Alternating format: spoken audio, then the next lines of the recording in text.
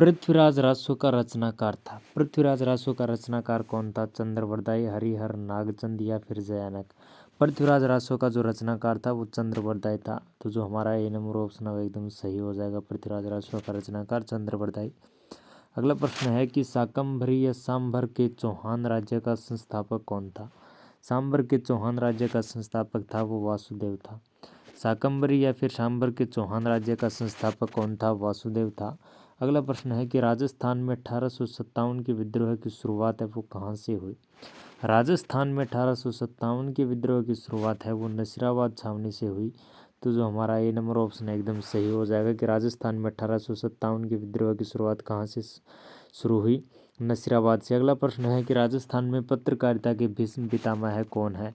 राजस्थान में पत्रकारिता के भीष्म पितामह है वो पंडित झाबरमल शर्मा को जाना जाता है। राजस्थान में पत्रकारिता का भीष्म पितामह किसे कहा जाता है? पंडित झाबरमल शर्मा को। अगला प्रश्न है कि वंश भास्कर के रचयिता है। वंश भास्कर के रचयिता कौन है? वंश भास्कर के रचयिता सूर्यमल मिश्रण है। वंश भास्कर के रचयिता कौन है? सूर्यमल मिश्रण। अगला प्रश्न है कि श्री अज्यराज संस्थापक थे। अज्यराज ने किसकी स्थापना की? अलवर की, भरतपुर की, अजमेर की या चित्तौड़गढ़ की? तो अजयराज ने अजमेर की स्थापना की। तो जो हमारे यहाँ पर सी नंबर ऑप्शन एकदम राइट हो जाएगा। अजयराज संस्थापक थे, अजमेर के संस्थापक थे। अगला प्रश्न है वीर भारत समाज किसने स्थापित किया? वीर भारत समाज है वो किसने स्थापित किया? वीर भारत समाज, वीर भारत समाज विजय सिंह पथिक ने स्थापित किया। वीर भारत समाज किसने स्थापित किया? विजय सिंह पथिक ने। डूंगरपुर प्रजामंडल की स्थापना 1944 ईस्वी में की गई और किसके द्वारा की गई? डूंगरपुर प्रजामंडल की स्थापना 1944 में की गई। किसके द्वारा की गई? डूंगरपुर प्रजामंडल की जो स्थापना है वो भोगीलाल पांड्या के द्वारा की गई। और कब की गई? 1944 ईस्वी में। अगला प्रश्न है कि राय पिथौरा किसे कहा जाता है? राय पिथौरा है वो पृथ्वीराज थर्ड को यानी पृथ्वीराज चौहान को कहा जाता है। तो जो हमारा ए नंबर ऑप्शन है एकदम राइट हो जाएगा कि राय पिथौरा किसे कहा जाता है? राय पिथौरा है वो पृथ्वीराज थर्ड को कहा जाता है, पृथ्वीराज चौहान तृतीय को। अगला प्रश्न है कि संगीत सार के लेखक कौन है? संगीत सार के लेखक राणा कुंभा, राजकवि राजभट्ट, सवाई प्रताप सिंह या फिर महाकवि पद्माकर। संगीत सार के लेखक है वो सवाई प्रताप सिंह हैं। संगीत सार के लेखक सवाई प्रताप सिंह हैं। अगला प्रश्न है कि बागड़ प्रदेश के गांधी के नाम से विख्यात, बागड़ प्रदेश के गांधी नाम से विख्यात स्वतंत्रता सेनानी कौन थे? भोगीलाल पांड्या, मोतीलाल तेजावत या माणिक्यलाल वर्मा, हरिदेव जोशी। बागड़ प्रदेश के गांधी के नाम से विख्यात जो स्वतंत्रता सेनानी थे वो भोगीलाल पांड्या थे। तो जो हमारा ए नंबर ऑप्शन एकदम राइट हो जाएगा। अगला प्रश्न है स्वतंत्रता संग्राम सेनानी एवं शहीद सागरमल गोपा कहाँ के निवासी थे? स्वतंत्रता संग्राम सेनानी एवं शहीद सागरमल गोपा है वो जैसलमेर के निवासी थे। तो जो हमारा बी नंबर ऑप्शन है एकदम सही हो जाएगा। स्वतंत्रता संग्राम सेनानी एवं शहीद सागरमल गोपा कहाँ के निवासी थे? जैसलमेर के। अगला प्रश्न है कि निम्नलिखित में से कौन सा स्थल राजस्थान में 1857 ईस्वी की क्रांति का केंद्र नहीं था? अजमेर, जयपुर, नीमच, आहुआ। अजमेर, नीमच, आहुआ ये राजस्थान में 1857 की क्रांति के 1857 ईस्वी की क्रांति के केंद्र थे। लेकिन जयपुर है वो 1857 ईस्वी की क्रांति का केंद्र है वो नहीं था। तो जो हमारा बी नंबर ऑप्शन है एकदम सही हो जाएगा। अगला प्रश्न है कि राजस्थान के राजनीतिक एकीकरण की प्रक्रिया वो कब स्टार्ट हुई? राजस्थान के राजनीतिक एकीकरण की प्रक्रिया है वो 1948 ईस्वी में स्टार्ट हुई। अगला प्रश्न है कि भौगोलिक दशाओं के आधार पर राजस्थान को कितने भागों में बांटा जा सकता है? भौगोलिक दशाओं के आधार पर राजस्थान को 4 भागों में डिवाइड किया जा सकता है। अगला प्रश्न है कि बीकानेर के राठौड़ वंश का संस्थापक कौन था? राव बिक्का, राव कल्याणमल, राव लूणकरण या फिर जयतर सिंह। बीकानेर के राठौड़ वंश का संस्थापक है वो राव बिक्का थे। तो जो हमारा ए नंबर ऑप्शन है एकदम राइट हो जाएगा। बीकानेर के राठौड़ वंश का संस्थापक कौन था? राव बिक्का। गणगौर त्योहार पर राजस्थान की स्त्रियां कौन सा नृत्य करती है? घूमर, वालर, पनिहारी या फिर नेजा नृत्य। गणगौर त्योहार पर राजस्थान की स्त्रियां कौन सा नृत्य करती है? तो घूमर नृत्य करती है। तो जो हमारा ए नंबर ऑप्शन एकदम राइट हो जाएगा कि गणगौर त्योहार पर राजस्थान की स्त्रियां कौन सा नृत्य करती है? घूमर नृत्य। राजस्थान में अरावली पर्वत श्रृंखला का विस्तार है।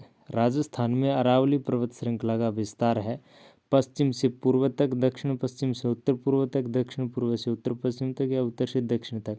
राजस्थान में अरावली पर्वत श्रृंखला का जो विस्तार है वो दक्षिण पश्चिम से लेकर उत्तर पूर्व तक है। तो जो हमारा यहाँ पर बी नंबर ऑप्शन एकदम राइट हो जाएगा। दक्षिण पश्चिम से लेकर उत्तर पूर्व तक राजस्थान में अरावली पर्वत श्रृंखला का विस्तार है। अगला प्रश्न है कि भारत में टंगस्टन की एकमात्र खान कहाँ पर स्थित है। भारत में टंगस्टन की एकमात्र खान है वो डेगाना में स्थित है। तो जो हमारा बी नंबर ऑप्शन है एकदम राइट हो जाएगा। भारत में एकमात्र टंगस्टन की खान कहाँ पर है, डेगाना में। अगला प्रश्न है कि तगड़ी पहनी जाती है, तगड़ी है वो कहाँ पर पहनी जाती है, तो तगड़ी कमर में पहनी जाती है। तो जो हमारा सी नंबर ऑप्शन है एकदम राइट हो जाएगा। तगड़ी कहाँ पर पहनी जाती है, कमर में। अगला प्रश्न है कि राजस्थान का प्रसिद्ध विजय स्तंभ कहाँ पर स्थित है। राजस्थान का प्रसिद्ध विजय स्तंभ कहाँ पर स्थित है। मांडलगढ़ में, बयाना दुर्ग में, चित्तौड़गढ़ दुर्ग में, चौमू दुर्ग में। राजस्थान का प्रसिद्ध विजय स्तंभ चित्तौड़गढ़ दुर्ग में है। तो जो हमारा बी नंबर ऑप्शन राइट हो जाएगा। अगला प्रश्न है कि राजस्थान में चीनी उद्योग के कितने कारखाने हैं। राजस्थान में चीनी उद्योग के 3 कारखाने हैं। तो जो हमारा बी नंबर ऑप्शन एकदम राइट हो जाएगा। अगला प्रश्न है कि जगत शिरोमणि मंदिर कहाँ पर स्थित है। जगत शिरोमणि मंदिर कहाँ पर स्थित है। जगत शिरोमणि मंदिर है वो आमेर, अजमेर में स्थित है। जगत शिरोमणि मंदिर कहाँ पर स्थित है, आमेर में। अगला प्रश्न है राजस्थान में किस वर्ष राज्य सड़क नीति की घोषणा की गई। राजस्थान में कौन से वर्ष में राज्य सड़क नीति की घोषणा की गई, तो 1994 में राज्य सड़क नीति की घोषणा की गई राजस्थान में। अगला प्रश्न है राजस्थान का राज्य पक्षी मोर, गोडावण, फ्लेमिंगो या फिर क्रेन। राजस्थान का राज्य पक्षी है वो है गोडावण। अगला प्रश्न है कि क्रांतिकारी रचना चेतावनी राचुंगटिया के रचयिता कौन थे। क्रांतिकारी रचना चेतावनी राचुंगटिया, चेतावनी राचुंगटिया रचना की जो रचयिता है वो केसरी सिंह बारट है।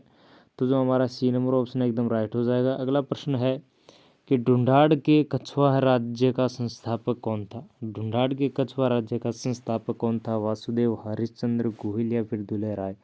ढूंढाड़ के कछवाहा राज्य का जो संस्थापक था वो दुल्हे राय था।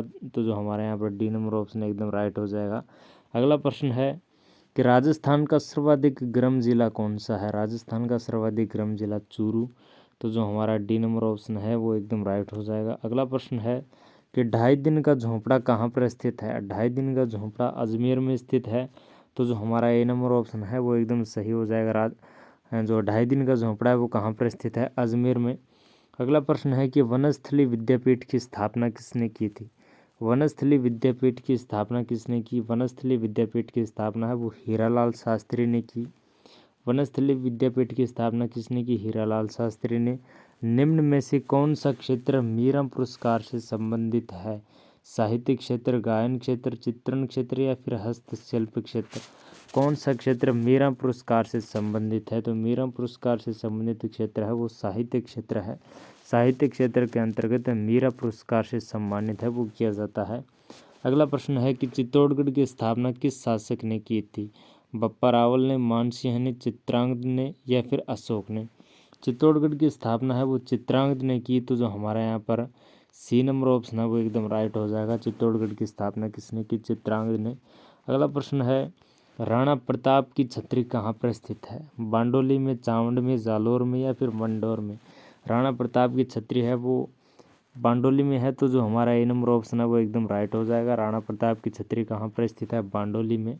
अगला प्रश्न है दामन, करड़ एवं मंजन है तो ये राजस्थान में घास की किस्में है। तो जो हमारा सी नंबर ऑप्शन है एकदम राइट हो जाएगा। अगला प्रश्न है पुष्कर का मेला किस तिथि को लगता है। पुष्कर का मेला है वो कार्तिक पूर्णिमा को लगता है। तो जो बी नंबर ऑप्शन है वो एकदम सही हो जाएगा। पुष्कर का मेला किस तिथि को लगता है, कार्तिक पूर्णिमा को। हाड़ौती पठार की मृदा है वो कैसी है, कछारी है, लाल है, भूरी है, मध्यम काली है। हाड़ौती पठार की जो मृदा है वो कैसी है, हाड़ौती पठार की मृदा मध्यम काली है। तो जो हमारा डी नंबर ऑप्शन है एकदम राइट हो जाएगा। अगला प्रश्न है कि भयंकर अकाल जो राजस्थान के लोगों में छप्पनिया काल के नाम से जाना जाता है कब घटित हुआ। भयंकर अकाल जो कि राजस्थान के लोगों में छप्पनिया काल के नाम से जाना जाता है, कब घटित हुआ, 1899 से 1900 ईस्वी में। राजस्थान में भयंकर अकाल 1956 विक्रम संवत में पड़ा। 1956 विक्रम संवत में पड़ा। तो ये इसमें ईस्वी सन अगर हम इसमें निकालेंगे तो इसमें से 57 माइनस कर देंगे तो हमारे पास 1899 बचेगा। यानी कि 1899 1900 ईस्वी में राजस्थान में भयंकर अकाल पड़ा, छप्पनिया अकाल। अगला प्रश्न है, तो जो हमारा इसमें ए नंबर ऑप्शन है वो एकदम सही हो जाएगा। अगला प्रश्न है कि महाराणा प्रताप की जन्मस्थली है। महाराणा प्रताप की जन्मस्थली कहाँ पर है? वह चित्तौड़गढ़ में, उदयपुर में, हल्दी घाटी में या कुंभलगढ़? महाराणा प्रताप की जन्मस्थली है कुंभलगढ़। अगला प्रश्न है, प्राचीन नगर जो महाभारत और महाभाष्य दोनों में उल्लेखित है वह कौन सा है? मध्यमिका, विराटनगर, रेड या फिर करकोट? तो मध्यमिका है वो महाभारत और महाभाष्य दोनों में उल्लेखित एक नगर है। अगला प्रश्न है कि राजस्थान का एकीकरण कितने चरणों में पूरा हुआ? राजस्थान का एकीकरण कितने चरणों में पूरा हुआ? राजस्थान का एकीकरण है वो 7 चरणों में पूरा हुआ। तो जो डी नंबर ऑप्शन है वो एकदम सही हो जाएगा। अगला प्रश्न है कि किस नदी को बागड़ व कांठल की गंगा कहा जाता है? बागड़ व कांठल की गंगा कौन सी नदी को कहा जाता है? बागड़ व चंबल को, जाखम को, सोम को या माही को? बागड़ व कांठल की गंगा है वो माही नदी को कहा जाता है। अगला प्रश्न है कि उदयपुर की पिछोला झील का निर्माण किसने करवाया? राणा कुंभा ने, क्षत्र सिंह ने, राणा, फिर से राणा कुंभा ऑप्शन आ गया और फिर राणा लाखा ने। तो उदयपुर की पिछोला झील का निर्माण है वो राणा लाखा ने करवाया। तो जो हमारा डी नंबर ऑप्शन है वो एकदम राइट हो जाएगा। उदयपुर की पिछोला झील का निर्माण किसने करवाया? राणा लाखा ने। अगला प्रश्न है, कीर्ति स्तंभ प्रशस्ति के रचयिता थे। कीर्ति स्तंभ प्रशस्ति के रचयिता कौन थे? कीर्ति स्तंभ प्रशस्ति की जो रचयिता है वो जैता थे।